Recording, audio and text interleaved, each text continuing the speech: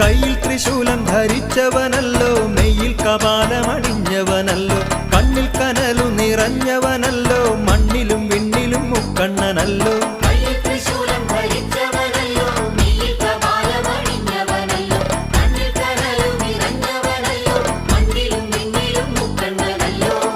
Ettumanoorappa Neelakanta, ഏറ്റുവാ